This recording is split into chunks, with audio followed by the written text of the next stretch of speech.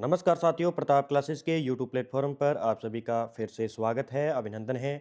Third grade शिक्षक भर्ती 2026 के लिए हम लेवल 1 और लेवल 2 के लिए नानक क्लासेस के द्वारा निकाली गई राजस्थान की प्रमुख योजनाएं व नीतियां बुक का अच्छी तरीके से रिवीजन कर रहे हैं, जिसमें हम पढ़ने वाले हैं राजस्थान की प्रमुख नीतियां क्लास नंबर 2। इससे पहले हमने क्लास नंबर 1 देख ली है, तो आज हम राजस्थान की प्रमुख नीतियों को कंप्लीट करेंगे। कल हम पंचगौरव योजना की चर्चा करेंगे और इसी के साथ बुक का भी समापन करेंगे।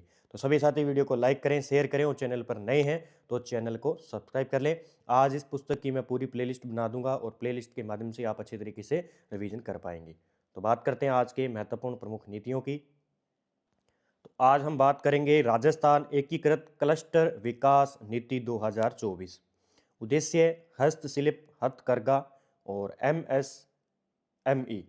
एमएसएमई उद्यमों के उत्पादकता, गुणवत्ता और कार्य क्षमता को बढ़ाना इस एकीकृत क्लस्टर विकास नीति 2024 का मुख्य उद्देश्य है।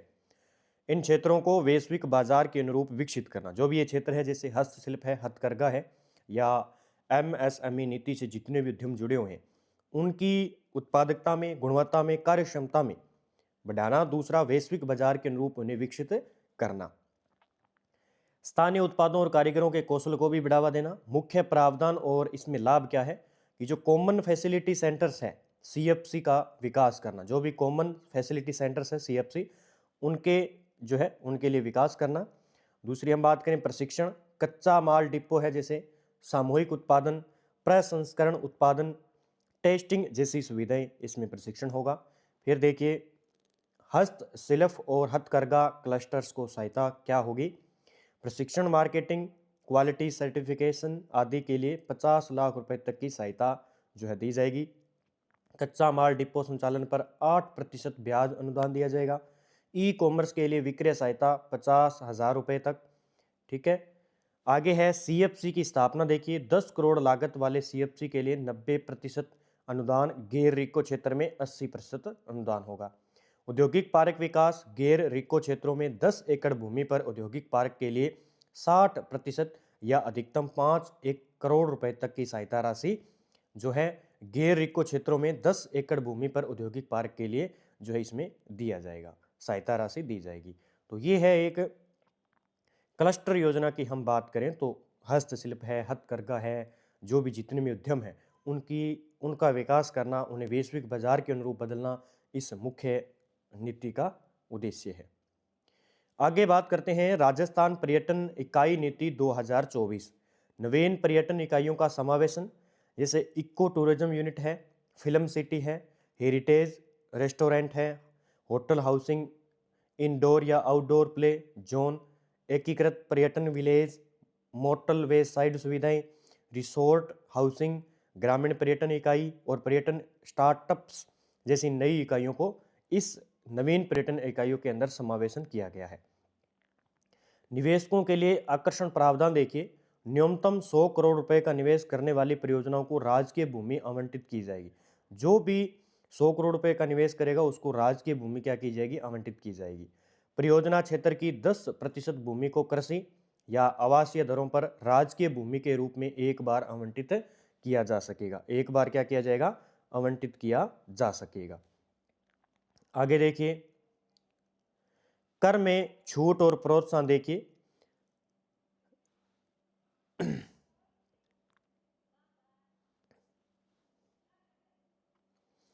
रिप्स 2024 के तहत स्टाम्प ड्यूटी है, जैसे कन्वर्जन चार्ज है या डेवलपमेंट चार्ज में छूट मिलेगी। औद्योगिक दर्जा मिलने से यूडी टैक्स है, बिजली दरें हैं और भवन प्लान शुल्क औद्योगिक दरों पर लागू होंगे। उसके बाद में विशेष रियायतें क्या दी जाएगी इसके अंदर।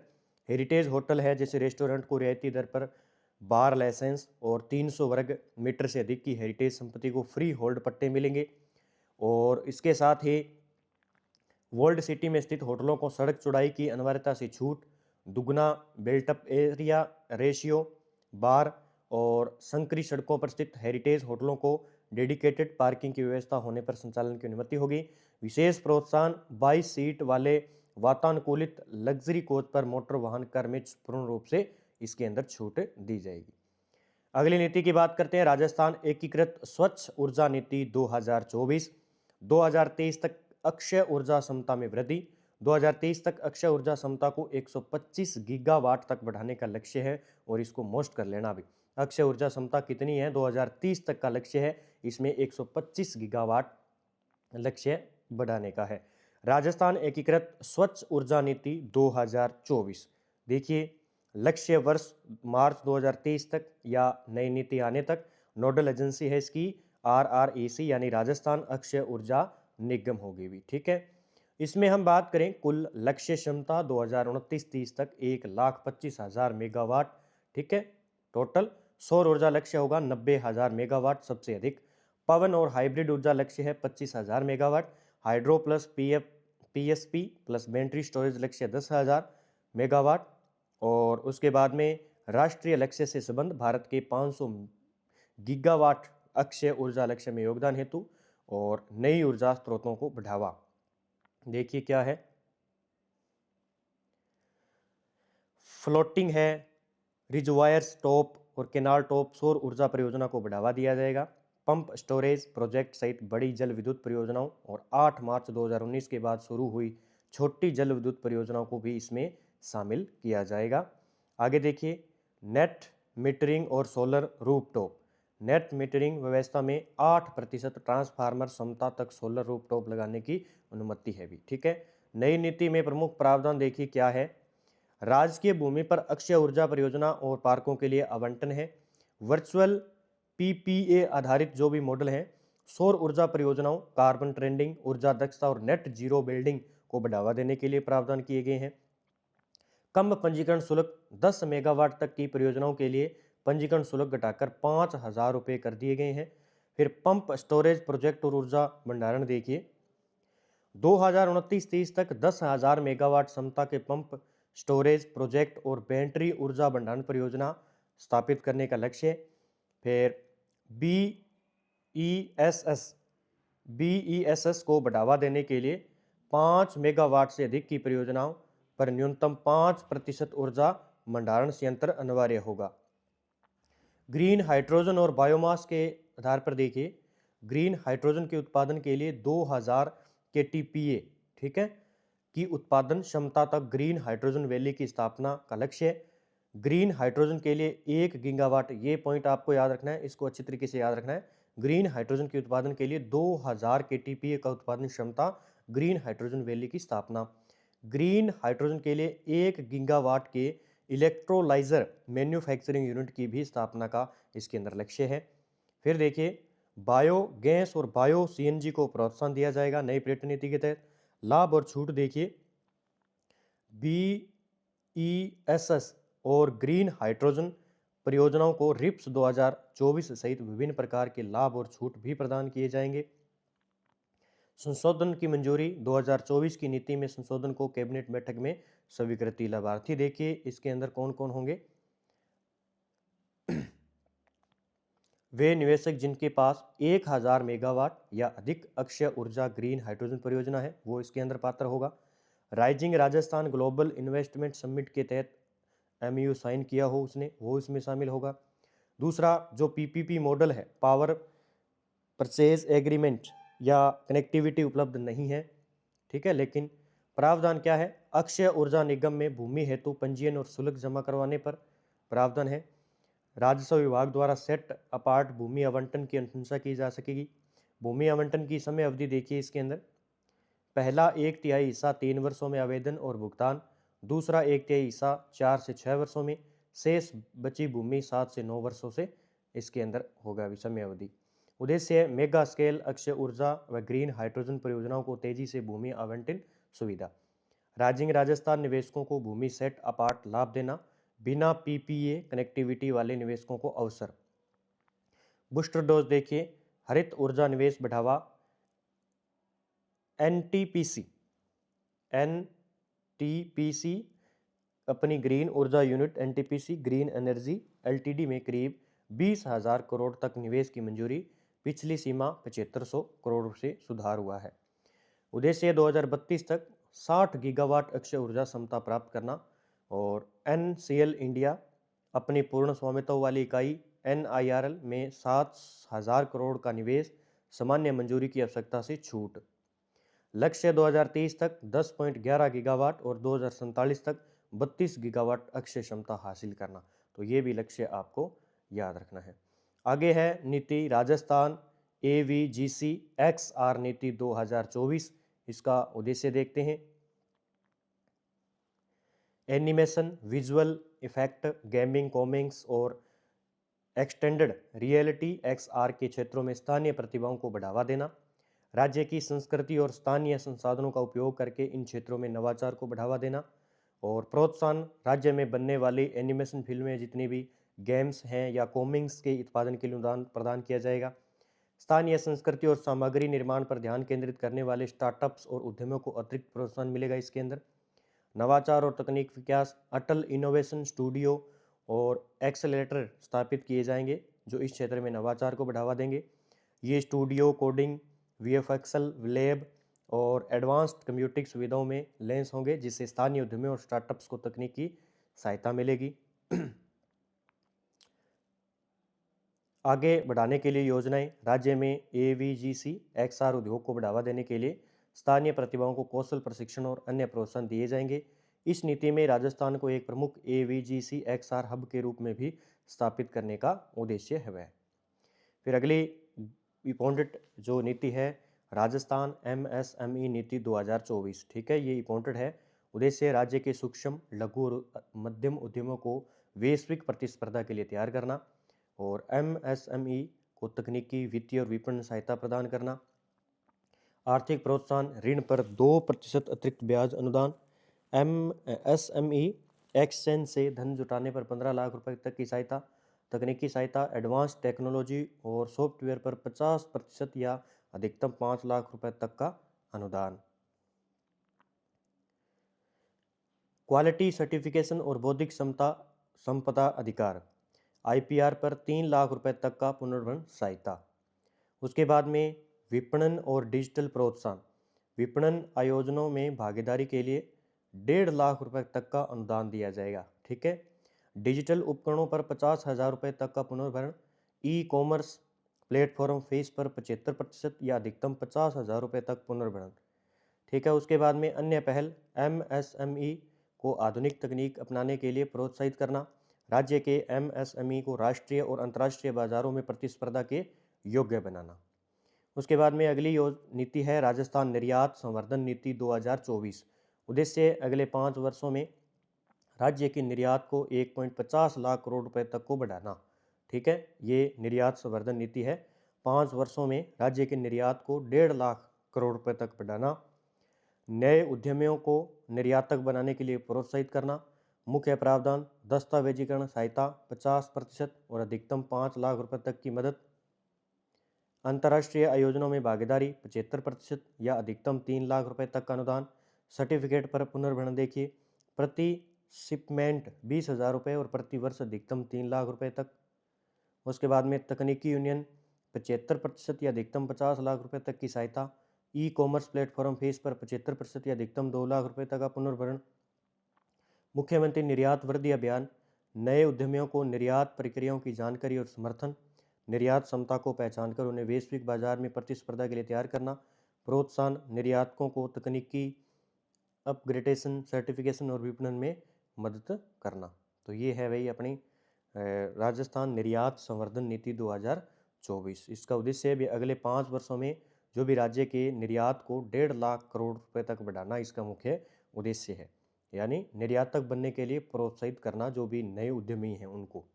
ठीक है, तो ये इसके अंदर ये दस्तावेजीकरण सहायता है, अलग अलग सर्टिफिकेट है, इसके अंदर 50% अनुदान, इस प्रकार की ये इस योजना के, इस नीति के तहत होगा।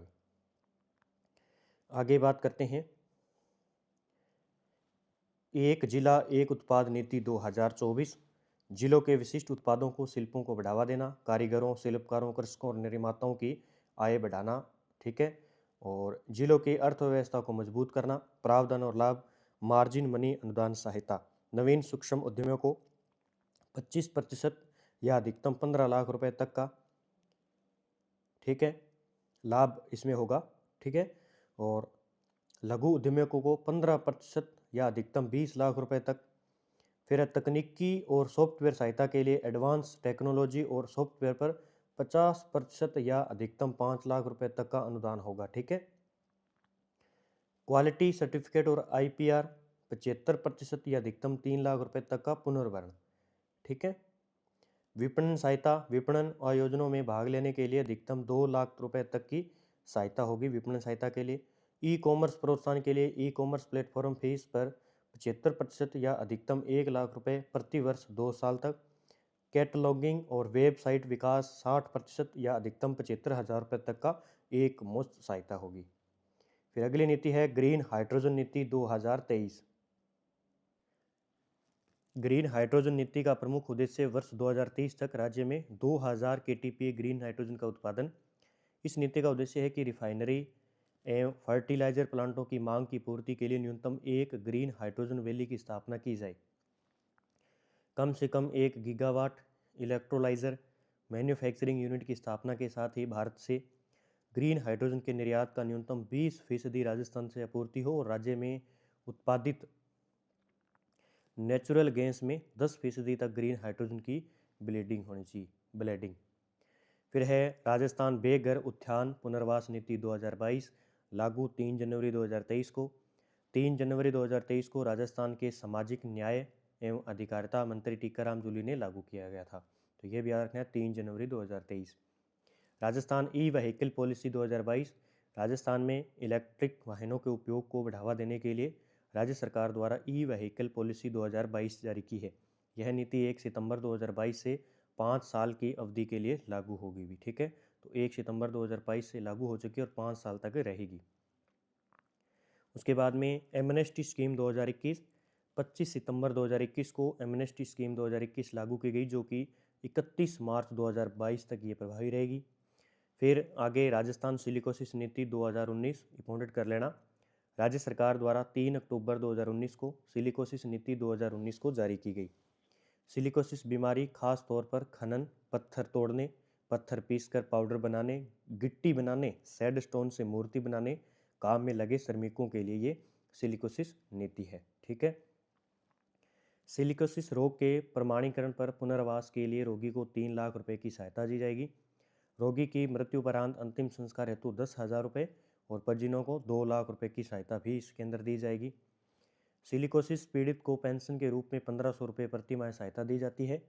सिलिकोसिस विधवा पेंशन के अंतर्गत 55 वर्ष की आयु तक 500 रुपये प्रति माह है। 55 से 60 वर्ष की आयु तक 750 रुपये और 60 से जो 75 वर्ष की आयु है उनको 1250 रुपये प्रति माह और 75 वर्ष से जो अधिक है उनको 1500 रुपये प्रति माह की राशि इसके अंदर सिलिकोसिस नीति के अंदर दी जाएगी। तो ये याद रख लेना 2019 की नीति और 3 अक्टूबर 2019 को इस नीति को जारी किया गया था, लागू कर दिया गया था, जारी की गई थी। आगे देखिए राजस्थान की प्रमुख उपलब्धियां 2024-25 की बात करेंगे। राजस्थान ने 11 राष्ट्रीय कार्यक्रमों व योजनाओं में प्रथम स्थान प्राप्त किया। एक तो राजस्थान का विभिन्न राष्ट्रीय कार्यक्रमों व योजनाओं में स्थान देखिए। प्रथम स्थान देखिए अंतर्राष्ट्रीय योग दिवस 2025 के आयोजन में। केंद्र सरकार के आयुष मंत्रालय के योगा संगम पोर्टल के प्रतिभागियों में प्रथम स्थान है। अंगदान और प्रत्यारोपण में भी राजस्थान का प्रथम स्थान है। राजस्थान की योजना है प्रधानमंत्री मातृ वंदना योजना के अंदर प्रथम स्थान, प्रधानमंत्री फसल बीमा योजना के अंदर प्रथम स्थान, फार्मर रजिस्ट्री अभियान में भी प्रथम स्थान है, स्वच्छ भारत अभियान ग्राम्य के अंदर भी प्रथम स्थान है, PM कुसुम योजना कंपोनेंट A में अक्षय ऊर्जा व ऊर्जा क्षमता में भी प्रथम स्थान है। फिर है फिट इंडिया फ्रीडम में भी, विकसित भारत संकल्प यात्रा में, प्रधानमंत्री उज्ज्वला योजना कनेक्शन जारी करने में भी पहला स्थान है। दूसरा स्थान देखिए हर घर तिरंगा कार्यक्रम 2025 में दूसरा स्थान, प्रधानमंत्री कृषि सिंचाई योजना के घटक पर ड्रॉप मोर क्रॉप के तहत इरिगेशन सिस्टम की स्थापना और पोषण माह 2025 के तहत आयोजित गतिविधियों में PM विश्वकर्मा योजना में प्रथम स्थान है। कृषि विभाग में सरकारी प्रक्रियाओं में डिजिटल परिवर्तन के लिए दूसरा स्थान है। उसके बाद तीसरा स्थान PM कुसुम योजना के कंपोनेंट B के अंदर A में प्रथम स्थान है, B में और कंपोनेंट C में तीसरा स्थान है। वर्ष 2024 के लिए टिब्बी मुक्त ग्राम पंचायत अभियान में तीसरा स्थान है, थर्ड स्थान है टिब्बी मुक्त अभियान, याद रख लेना 2024 में पूछे तो। तम्बाकू फ्री यूथ कैंपेन 2.0 में प्रथम स्थान है। आयुष्मान भारत जो PMJEY है क्लेम सेटलमेंट और हॉस्पिटल एम्पेनमेंट में भी एम्पेनलमेंट में भी तीसरा स्थान है। उद्योग और वाणिज्य विभाग के एक जिला एक उत्पाद कार्यक्रम में भी तीसरा स्थान है। पंचायती राज विभाग के जल संचय भागीदारी में 1.0 में प्रथम स्थान है। तो ये होगी हमारी प्रमुख नीतियाँ। कल हम पढ़ेंगे राजस्थान के पंचगौरव योजना। ठीक है, तो ये हमारी नीतियाँ थी जो बुक के अंदर दी हुई थी। हमने अच्छे तरीके से रिवाइज किया है। सभी साथी वीडियो को लाइक करें, शेयर करें और चैनल पर नए हैं तो चैनल को सब्सक्राइब कर लें और इस बुक को अच्छे तरीके से पढ़ लें। इन नीतियों को एक बार अपनी नज़र में से निकाल लें ताकि आप अच्छे तरीके से क्वेश्चनों को हल कर पाएँ अगर क्वेश्चन आएगा। ठीक है, तो ये लगभग 20 नीतियाँ हैं जो आपको एक बार ध्यान रखनी है कि कब कौन सी नीति जारी की गई। डेट तो आपको याद रखनी ही रखनी है। ठीक है, तो जय हिंद, जय भारत दोस्तों। कल मिलते हैं अगले वीडियो के साथ में।